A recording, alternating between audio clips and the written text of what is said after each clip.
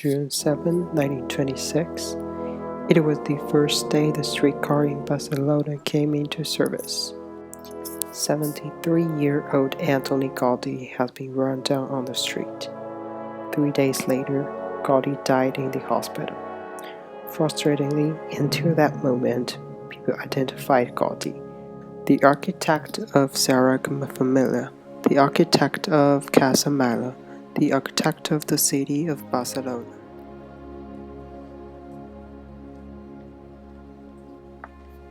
A number of people in Barcelona went to the funeral of Antoni Gaudí.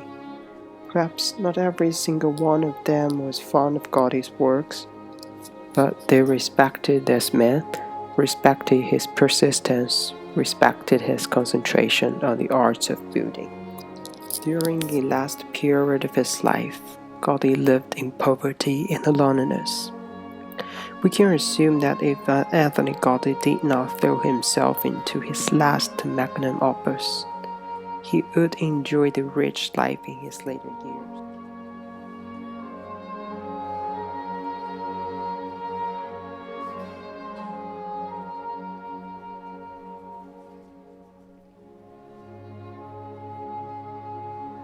The story is about the Church of Sagrada Familia, Gaudí's last and unfinished work that he gave the city of Barcelona, that completely changed him from a popular architect to a solvenly mean and poor old man.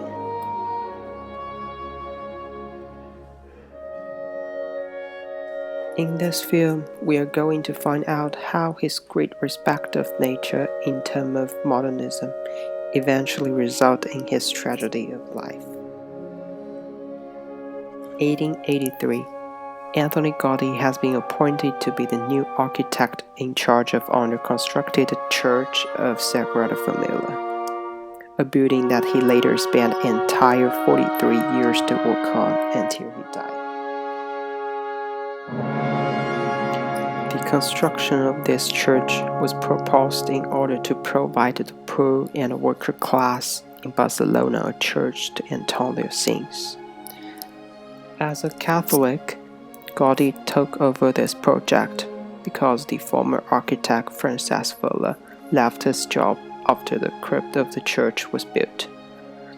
Gaudí later completely changed the design of the church.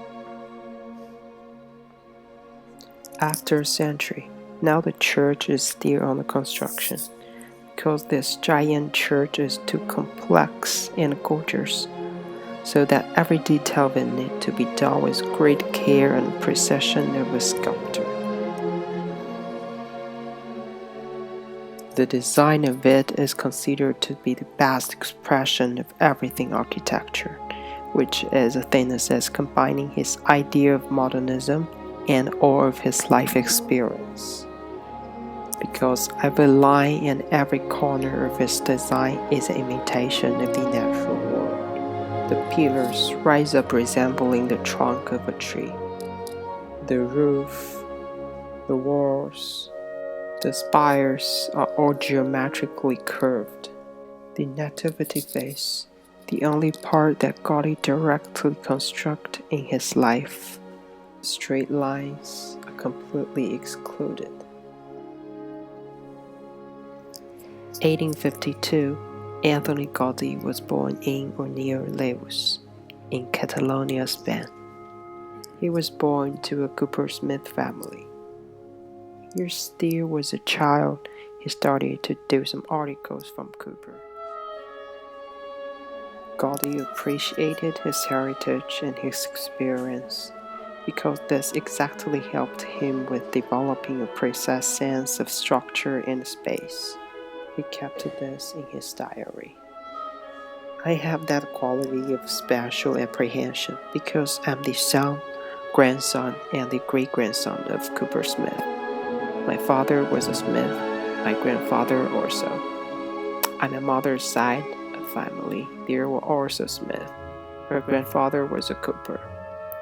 My maternal grandfather was a sailor, who also were people of space and circumstance. All these generations of people give a preparation.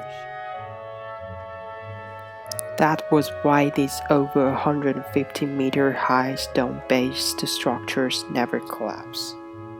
Because of his belief experimental structure, he was not so academic at all when he was in school.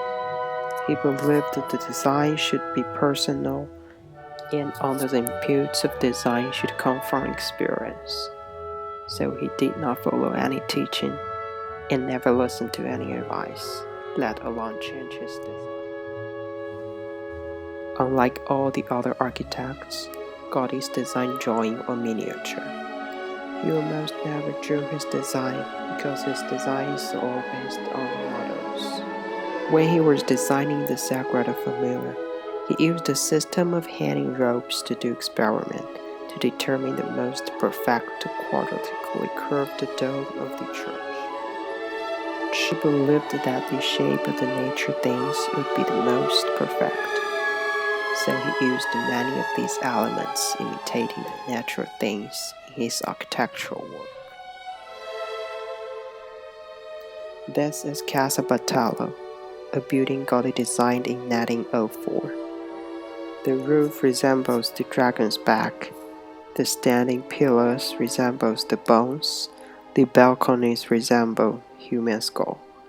However, this bone-like building really disgusted his hostess.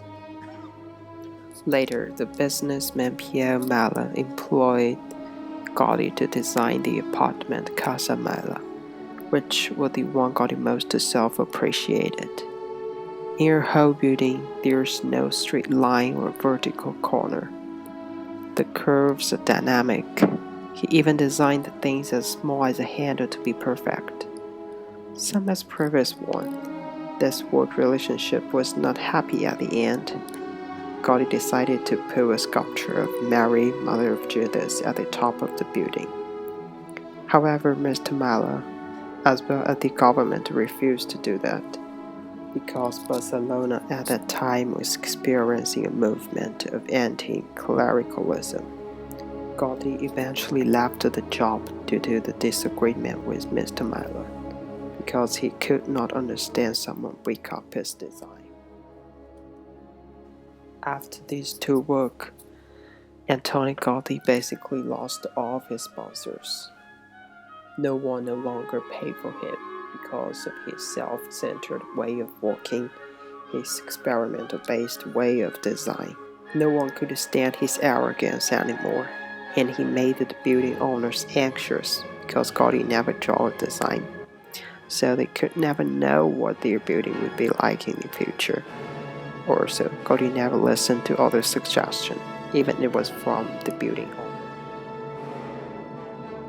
Started from 1908, Antoni Gaudi started to isolate himself in the construction site of Sagrada Familia, working on building this great church.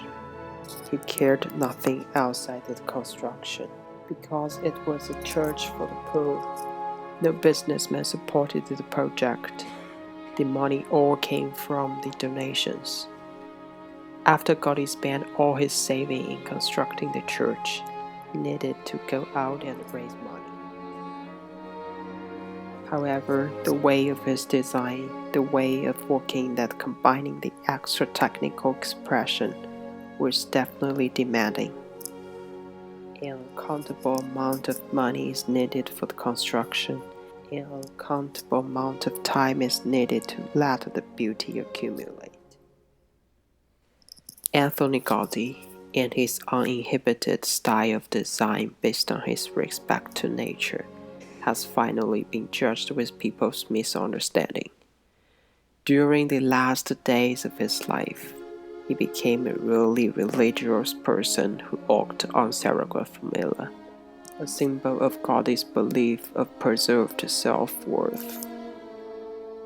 Generally speaking, Antoni Gaudi's free use of design that people could not understand, his free way of working that both money and time consuming, eventually isolated him from his popularity and caused the tragic ending of his life.